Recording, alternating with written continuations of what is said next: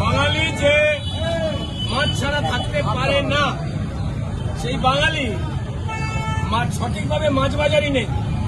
এই যে তৃণমূল মিছিমিছি কথা বলে বেড়াচ্ছে, লোক হাসাচ্ছে, একেবারে চুরি করে মানুষের মাছ কেনার ক্ষমতায় কেড়ে নিচ্ছে। কুকুরগুলো বুঝিয়ে দিচ্ছে মাছ হবে কোত্থেকে, এটা বোঝা মুশকিল। দুর্ভাগ্যজনক ভাবে আমাদের এই কোনা বাজারে যারা বাঙালি রয়েছেন, যারা মাছ খেতে চান, সেই মাছ যে মানুষ সঠিকভাবে কেটে বিক্রি করবে, তো সেই মাছ কাটবে কি করে? যদি মাছের জায়গা নেই, অপরিকল্পিত ভাবে বাজার, দোকান, রাস্তাঘাট তারা তৈরি করেছে। তোলাবাজি করবার সময় তাদের সব সিস্টেম অন। চুরি করবো কি করে সেই ব্যাপারে তৃণমূল খুব সুচিন্তিত এবং শৃঙ্খলাবদ্ধ।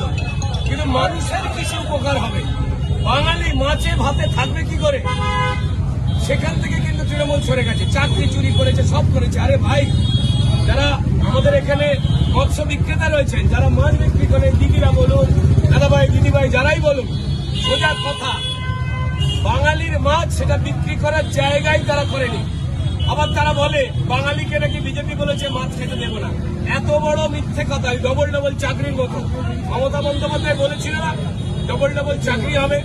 মমতা বন্দ্যোপাধ্যায় বলেছিল যে তৃণমূলে 99.99 লোক সৎ, এর থেকে হাসির কথা যেমন হতে পারে না, ঠিক তেমনই বাংলা এবং বাঙালিকে যারা চুরি করে অমর্যাদা করেছে, চুরি করে বাংলার নাম খারাপ করেছে, বাঙালিকে যারা পরিযায়ী বানিয়েছে, তারা যখন মানুষের সবকিছু লুট করেছে, তাই তখন পরিষ্কার বাঙালি ঠিক করে নিয়েছে যে পাল্টানো দরকার।